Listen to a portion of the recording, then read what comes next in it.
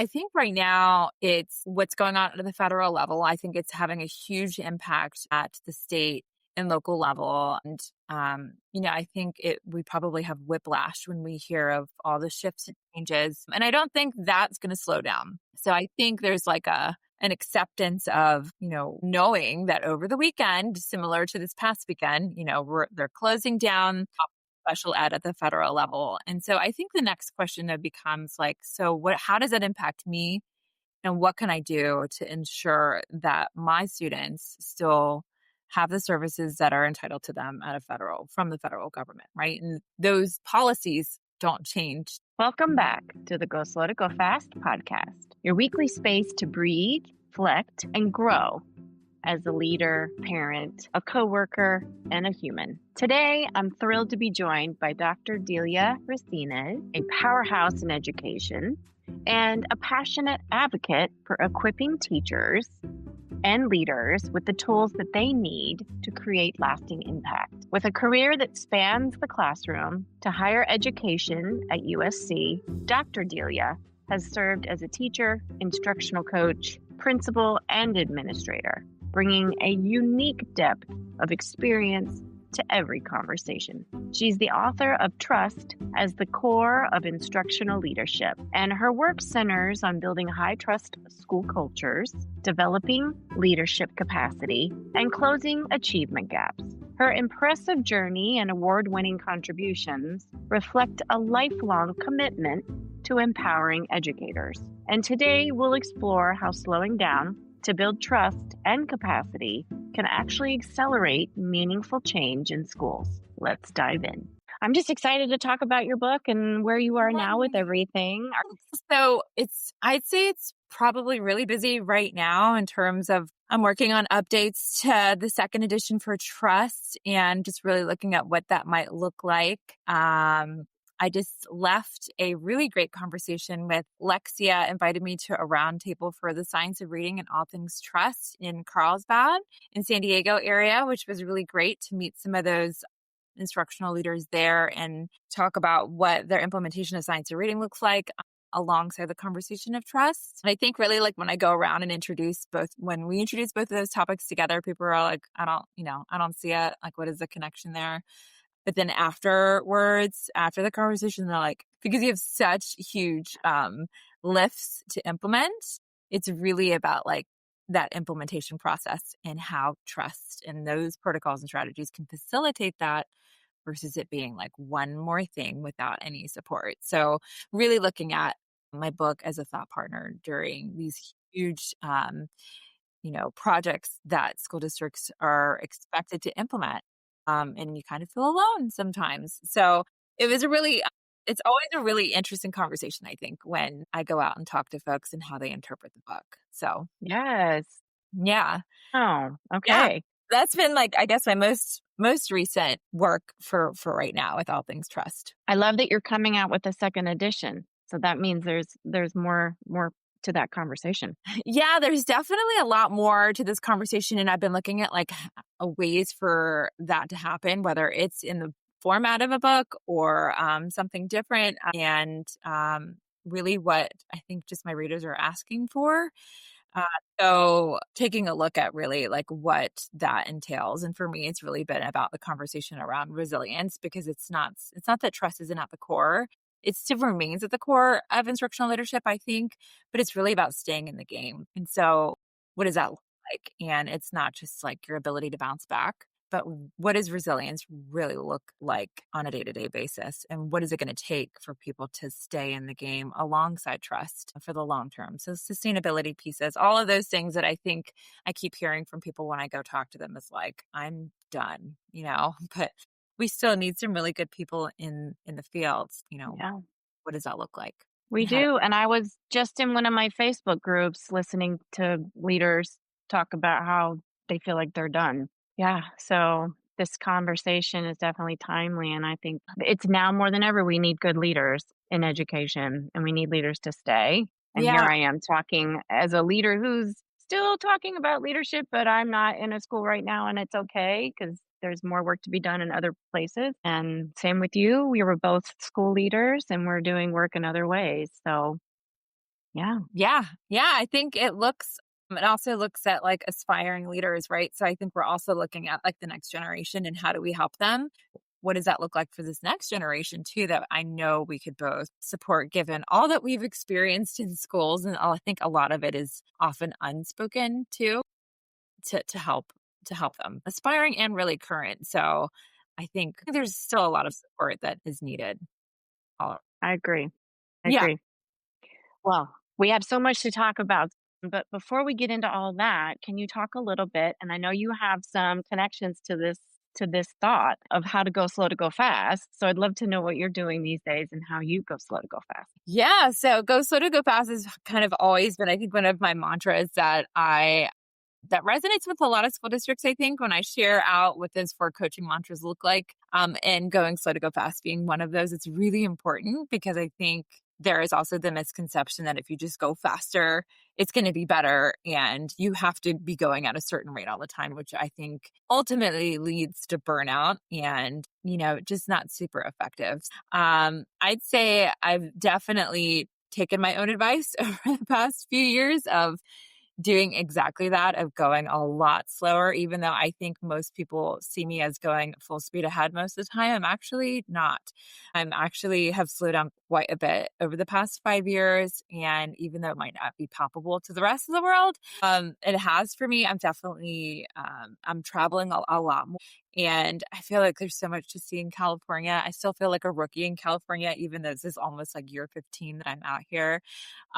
Traveling a lot more, spending a lot more time with friends, making the time. I always say either, make the time or make an excuse. So I'm trying to live up to that to make more time for the things that are really important to me and the people that I have connected with over the like most of my career, both my personal and professional career. And I think, we're all at same stages of our career now where we can lend ourselves to supporting the next generation. So looking to do that, and definitely working out more has definitely been put on my calendar a lot more, and just kind of enjoying that more me time and taking better care of myself. So for sure. Resonate with so much of what you just said. And I have realized that I am one of those people. I've always been this way. Going slow to go fast is definitely something that I've done personally as well as professionally in the last probably 5 years more so. And I love that you're taking time for yourself and enjoying that time to go traveling in the places that we live, but we don't spend enough time just getting out there. So I love that. Yeah, Yeah. that's definitely been a lot of fun. And there's just so much to see in California. I feel like I could spend months traveling up and down California and still not see it all. Yeah, definitely super Yeah. fun. Yeah. So you've had an amazing career since we've connected personally and professionally. I don't know, what, 15 years ago. Yeah. And we've kept in touch. You've been a coach for me and you've done so many things. And I don't know, I mean, I'm going to obviously continue to ask you about your book right now, but if there's anything else that you're wanting to kind of bring us up to speed on about your journey in education and leadership for our listeners who may not know you as well as I do, who don't know you as well as I do. But one thing that I don't know if you're even gonna mention, but I think we should, is that you were on a game show, what, this time Oh, the last year? fun stuff. Yes. So Vanna and Pat are they're pals. Yeah. That was a total dare. My better half was just like, I watch it religiously. I watch Wheel of Fortune religiously. And he was like, you should just, apply. You should just try out. I was like, this is so dumb, but okay, I'll do it. So I made a video with Guillermo. And if you don't know Guillermo, he's on page 22 of my book. He's a very important part of trust, the trust journey, I say. But he's my giant pit bull. So I was like, you know what? I'm going to make the video with him and just make it fun. And I'm not going to get in. So who cares? This will just be fun. So I turn it in. I just talk about, I did actually learn a lot of English watching Wheel of Fortune as a kid. And so I share that in the video. I really have always watched it. And I turned it in, and then I got a call the next day and I was like, oh no. And they were like, can you be in the studio on Monday? And I was like, no, what? My God, no. This was like not supposed to happen. So I was like, oh my God. So, it was really quick. They had to go through these like practice rounds with them to see if it would even be, I guess, like TV worthy. I did make it to the final cut, which was like, oh my God. And I didn't even have time to if you know me, I would have like practiced or rehearsed or, done a few more practice rounds with someone. And I just Mhm. didn't have time because it was so fast. And I guess that's what I was like, well, you know what? I'm just going to do it because I have always promised myself to just do it. Just freaking do it. Stop talking about it and just do it. So I did. And it was terrifying, but so much fun. Everything just moves at lightning speed when you're in the studio. And I'm like, is that Pat? Like, it was just an awesome experience. Vanna was super cool. And Pat actually lives like where you and I were teachers in Maryland before. So Oh, a lot of locals like know him. He lives in Annapolis, I believe, that area in Maryland. So he's popped in here to LA to have done his shows. And I always say I was the reason he retired because I was like his second to last. But I got a chance to talk to him, in the final round that I thank goodness was second place. He called me Doppler Delia, which I thought was hilarious. And so that stuck. And so that was just a really surreal experience. And then I was able to just, I don't know, just to see it on TV. It came on twice. And yeah, it's just wild to have everyone around the country watch you on TV. It was just crazy. And it was awesome. It was one of the best experiences I think I've had at that scale. It was awesome though. It was so fun. The second place wasn't bad, so I'll take it. yeah. Do you Yeah. have any plans to sign up for another game show anytime soon? Oh yeah. Yes. I've signed up for some others. So I'll be letting you know if I make it through any of those rounds. There's like a deal where you can't go on any shows for like a year after you go on one. But I'm right here next to Studio City. So I try to go to as many things as possible. I go to the Jimmy Kimmel show all the time. There's tons of shows that we go to all the time because I'm like, I live here. So I'm going. So I just do it. Super fun. Super fun. So yeah, Pat and Vanna were pals. So it was great. It's awesome. I love that. Good for you. Yeah. Well, I mean, like you said, you probably would have been doing some type of preparation had you had any more time to prepare. Yeah. So good for you for just jumping in and enjoying the ride. Oh my God. Yeah, definitely. I was like, oh my God, I should have studied. I should have practiced, but no, whatever. Just go. Just go. So it was fun. It was super, super fun. And I'm so glad that it turned out the way that it did. It was awesome. Yeah. Okay, so let's get into your book, and if you want to just kind of dive into where the ideas came from for you to start the book process and how it's going for you now.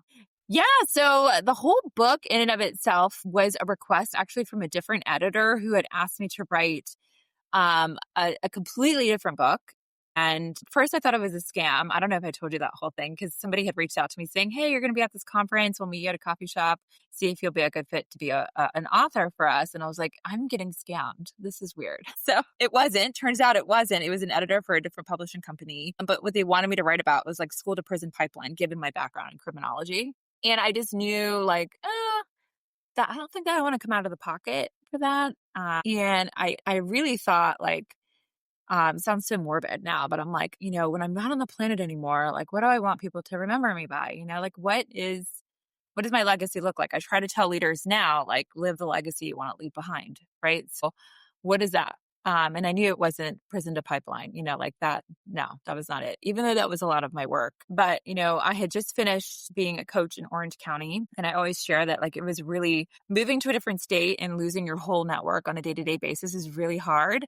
I think we came from really strong districts. And what I had to do was really like trust myself and trust the research and implement what I knew worked that was research based. And it feels super like imposter syndrome, you're all alone. You're like, oh, is this even working? But I was asked to implement my coaching model at a high school that wanted to flip their department chairs to coaches. And so I was like, I can do that. So I built a framework and implemented it. And it was the work that I did there, even though it was really difficult, is what ended up winning me the Shirley Horde Award from Learning Forward that we picked up in Canada that they flew us there for, which was just another surreal experience. And it really taught me to trust myself, but also the research in that going slow to go fast to implement is really hard, but I also knew it worked. And so I had to give people that didn't know me space to get to know me. And I, after that experience, I knew that that is what I wanted to write a book about. And it was because I feel like we come to our fields, we have so many requirements to become teachers and administrators. And then you get these positions and you're put into a leadership position and you're like, oh my God, how about, right? Like there's no handbook for that. There's nothing that says, these are the things you should really consider. This is how to do it. And this is what you need in order to be successful. And more importantly, to build a foundation of trust in your schools, because it doesn't really matter what you know. At the end of the day, if people, I felt like if they don't trust you, it really doesn't matter what you're trying to implement because they're like, yeah, sure. And I've seen it time and time again, like, oh, I can't wait to see what this new initiative is going to be from. Who is this? Who are you and why do you care? Because you always feel like it's a rotating door, right? So I wanted to make sure that I feel like I was really blessed to have so many great mentors and leaders in my life and what all those lessons look like that worked in Orange County that really needed to be put somewhere in a book so that someone else can duplicate it and ensure that they felt like they had a thought partner like with them when you're in your office and you're giving, you have those moments where you're like, is this even right? Like, what should I be doing? What should I be asking?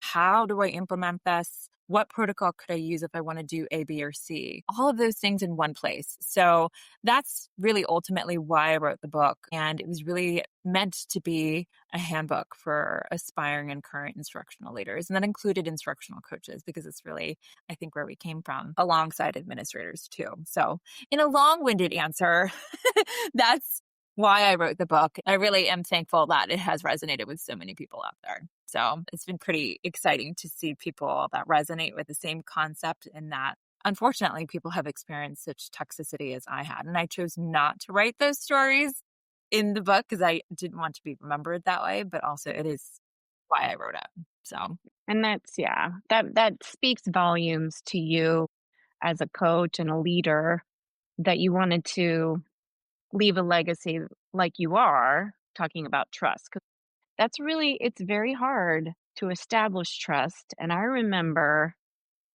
when we were coaches, I didn't have the wait time. I just wanted to get things done. I wanted to go in my first year and get it done, get it yeah. handled. And I remember Courtney saying, "It takes 3 to 5 years, so you're gonna have to just go slow to go fast." And I was like, "Whatever." I Hey, remember thinking that, like, I can do it faster. And yeah, yeah. anytime I tried to do things faster, I fell on my face. You have to build that trust. People don't Yeah. they're not gonna go with you and they're not gonna follow you long term unless you establish the trust. Yeah, and I certainly talk about that because I think, you get into a school, even though it's like a new school for you, it's not a new school for the people that are there. And it's Yeah. not a position for the people that have been in the school. And I think that's really important to remember that you're not Mhm. you're not anything, unfortunately. You just might be looked upon as a rotating person, and you have Mhm. to accept it and also be consistent with your behavior. And I talk about like what, how that's defined and what that looks like and what trust entails, but really giving you all that theory that I think we kind of all know, but also what does that look like on the ground? And then what can you do to ensure that it's not only just within your culture there, but that you're reminded of like, okay, you have to be consistent, right? And it has to Mhm. happen all the time, not just one time. And all the things that you can do to make sure you kind of check yourself too and that you don't feel quite as alone as we do, I think, as leaders. And your heart's usually always in the right place for the most part, I'd say, with most leaders that you work with. But giving people the space to try to understand who you are. Yeah. Yeah. Yeah, and school leadership isn't for everybody, and you don't have to be a school leader, a principal or an assistant principal to make change and leave Yeah. a legacy of, amazing work. You can be a coach, you can be an amazing teacher, a teacher leader. Like there's lots of ways that you can build that trust with the people you work with. So Absolutely. go. Yeah. I certainly included instructional coaches and teacher leaders in that instructional leadership umbrella because, I think we know that Mhm. if you ask a specific teacher in your building to, start a new initiative, that teacher's got way more leeway Yes. than you because they are trusted. People trust them. Mhm. I think it's really important to include them because they sometimes have leadership skills that need to be tapped into also. So, yeah. Mhm. Yeah. And you never know who's looking to move up and take on those responsibilities, who has it in them. And it's usually the ones who don't want to be a leader who are the best leaders Yeah. because they don't want it for, reasons of grandeur or whatever, people think that it's like. They have the right reasons for what they're doing. They just need to do it on a bigger scale.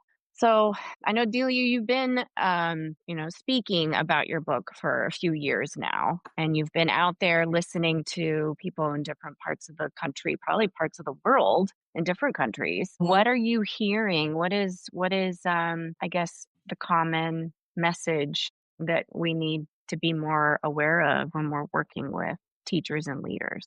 I think right now it's what's going on at the federal level. I think it's having a huge impact at the state and local level. And, I think we probably have whiplash when we hear of all the shifts and changes. And I don't think that's going to slow down. So I think there's like an acceptance of, knowing that over the weekend, similar to this past weekend, they're closing down special ed at the federal level. And so I think the next question that becomes like, how does that impact me? And what can I do to ensure that my students still have the services that are entitled to them from the federal government, right? And those policies don't change. So I think there's a real need for some just assurance of like things are still in place, right? Like even the guidance there's letters that would go out regarding English learners and policy guidelines, and those were rescinded, right? But I don't think the follow-up is like, wait, but the services are still required. So, sticking with your gut on knowing like, no, the services haven't gone anywhere, right? And the services are still in place. So ensuring that your leaders, no matter what level they are, and that your teachers, more importantly, know, no, things haven't changed, even though it looks like 80 things are changing. The policy hasn't changed. So yes, there's positions being lost that I think is extremely unfortunate because it does trickle down ultimately, but it's that information train, right? Like, ensuring that the information is really clear and that there's space for having conversations. I think, the conversations is really where the most impact happens, I think now. And we're looking at measuring impact, not just implementation anymore. I think we've all probably experienced like what's new this year, right? And shifting that more towards, how are we going to measure the impact of these changes and what is it going to look like for our students, and how is what I'm doing shifting, not just measurable and student outcomes. Right. So it's practice. And how are we doing things differently then? So it's been a lot of those conversations that I think have been really helpful. And also, my actual day job, I work at USC, so fight on. And I run a reading and literacy program and a school business management program. And so it's CBOs of there's one CBO, chief business officer, in every school, and really understanding that it's a moral budget. So understanding what the impact of these federal monies are at the school site level, which actually is not a whole lot. So better understanding what budgets look like, and also celebrating the people that are in programs. In my reading and literacy program, they're doing great. They're becoming, they have so much knowledge around reading and literacy and how kids learn to read. And a lot is happening at the policy level here in California with that. So staying positive, even though it seems like doom and gloom a lot, it's not. There's, as you know, teachers and administrators on the ground are always doing good work. And it's time to have conversations around that too. So, there's still a lot of good going on. Yeah, there's much to celebrate day to Yeah. day. I mean, the work is happening, like you said. There's good work, there's good leaders and teachers, all, different levels out there doing the work. So we want, anybody listening to this podcast or watching on YouTube to stay focused on, we used to hear, previous superintendents say, keep the main thing the main thing. That was one message. Keep focused on the work you are doing, because you are making a difference. Yeah. And it reminds me, like, it's one of the 4 coaching mantras that I do share with schools that I think helps with that. It's certainly something that's stuck with Lenox, is a school district that their entire school district bought my book, which was like That's amazing. great. Yeah, it was amazing to me that from top to bottom, everybody my book. And it came from the teachers. It was like a total whim of a presentation. I came along doing another presentation for Alexia. And it was just, I was a closer and I was just going to kind of share my experience with trust. And it turned out that I got a standing ovation. I seriously like pulled over and cried on the way home. I was like, oh my God, like it resonated so well with the teachers. And they're the ones that asked their district team to get the book. And so I was overwhelmed by like, oh my God, that's amazing. And what that looked like. But there are 4 coaching mantras that stuck with them. So I made them like a little poster so that they can use it to open and close every meeting to remember, because you do have to do this consistently. And so it was go slow to go fast, which is our favorite, right? Assuming positive intentions, which is hard. But I think if you practice it every day, you give everyone a fair shot. And I always say like, I want a fair shot every day. So you also have to make sure other people have a fair shot too, and not make assumptions when we go into meetings specifically. Employ effective listening. I try to listen more than I talk, not on this podcast, but certainly on a day-to-day basis. And then also listening for the requests and the complaint. I think it becomes fun if you listen for what people really are asking for. That comes off as a complaint that most of the time isn't. They're just looking for help. So, finding ways that we can support one another. And I think that's really where we're at with everything going on is, per usual, the teaching community as educators, we are usually the ones who support each other. So sticking with that. Yes. And, most recently, I've been in a school space. Now I'm doing something different. And so folks Mhm. might be listening, teachers, administrators, and thinking, well, what do you know? You're not in the work right now. But, I think we can put ourselves back there like it was yesterday. And you're out there speaking to teachers and leaders now, and you're still seeing that and feeling the energy in the room. So trust is going to be an evergreen theme. We need to continue building trust. It doesn't, like you said, it's not going to, happen in the first year. It's probably not going to happen in the second year. You've got to continue being consistent and building that trust. Yeah. And I also think it's fair to, I think we also make like assumptions about ourselves, right? Like you said that because you're not in a space right now, you also just cannot discredit that you have over 20 years of experience serving as a public servant in public schools and been in multiple positions, and we've lived it. So the experiences that I hear now, they're not new to me. And unfortunately, that toxicity that's experienced, that, we've all been there and we know exactly how it feels. And so I think our experiences can continue to support aspiring and current leaders right now, given the weight of everything on their shoulders as well. And it lends itself to like, you can do a lot with your career, both in and out of the public sector, because there's a lot of need. There's still a lot of need no matter where you go. Education is always going to need various levels of support. And, there's also the parent community that we can't forget when it comes to schools. They need a lot of help too. So it lends itself to how we can support in all the different ways that you can. Yeah, and building trust with all those stakeholders, that you've just mentioned. It's huge. Even if you're not in a school setting, let's say in a work environment or out in the community, building trust with everybody that you work with or you interface with is just one decision at a time, right? One behavior at a time. Yeah. And I think I just was talking, to a district that I work pretty closely with. I have like 7 or 8 different school partnerships with different districts. And one of them, the larger project that I just finished with a district was based on listening to their complaint about something about, I really wish we would have had this as teachers. And they were talking about my reading and literacy program. And so their complaint was, why don't we learn this as parents? Like, I have kids and I wish I would have been able to teach them how to read. So we created a family literacy program. So it's really been about like listening to what's on the ground, listening to those complaints and saying, what can we do about that then?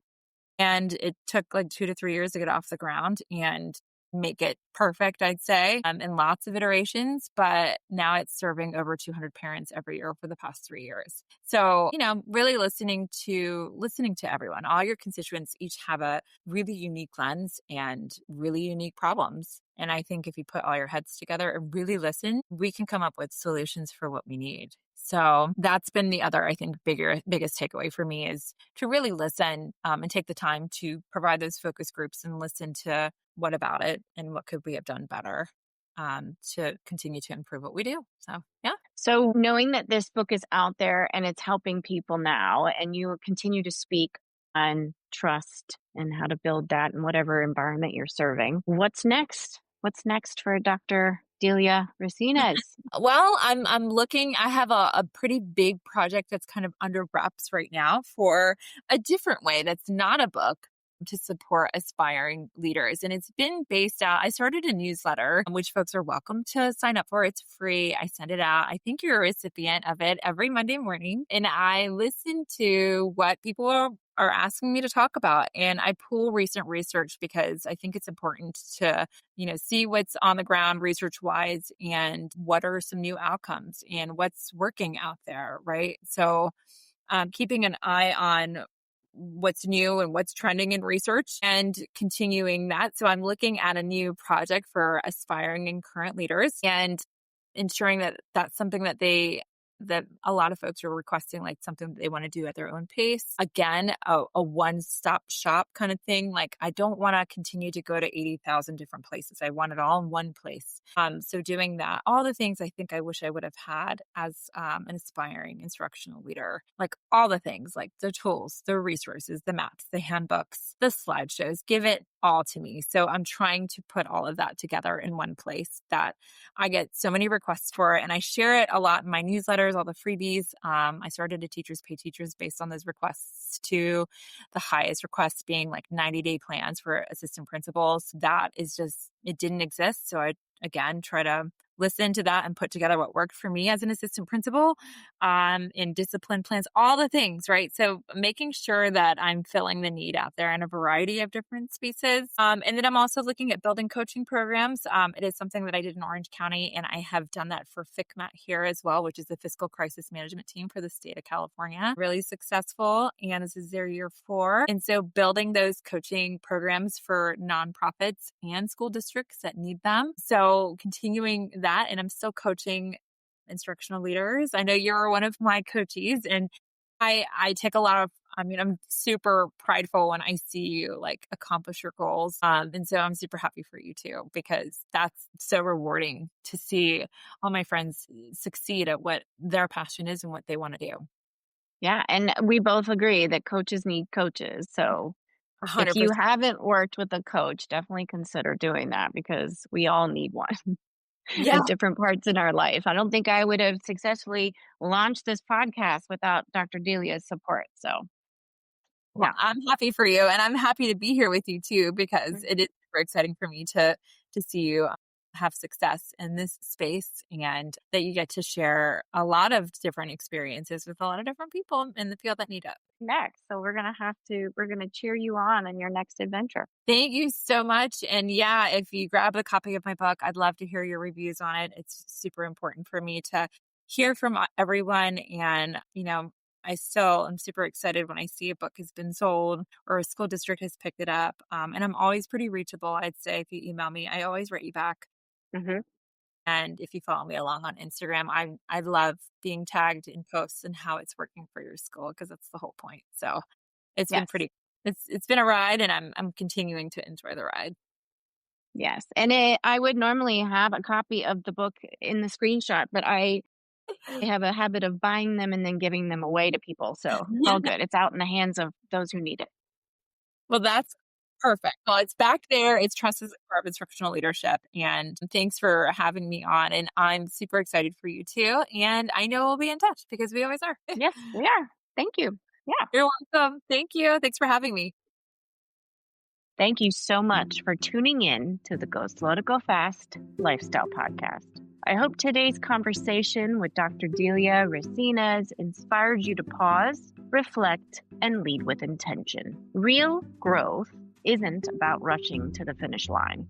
It's about slowing down, building trust, and creating space for meaningful change. This episode is especially close to my heart. Dr. Delia isn't just a brilliant educator and leader, she's also a dear friend and colleague who personally coached me through the planning and launching of this very podcast. I'm forever grateful for her support, guidance, and belief in this vision. If this conversation resonated with you, be sure to follow, share, and leave a review. For more inspiration, stories, and strategies to bring a little more calm and purpose into your life, I hope that you consider heading over to my website, www.coachingwithkendrachapman.com, or connecting with me on Instagram at coachingwithkendrachapman. Until next time, give yourself permission to breathe, reset, and move forward with clarity. And remember, the light in me honors the light in you. And as you head into the rest of your week, let your light shine through. Go slow to go fast, and thanks for listening.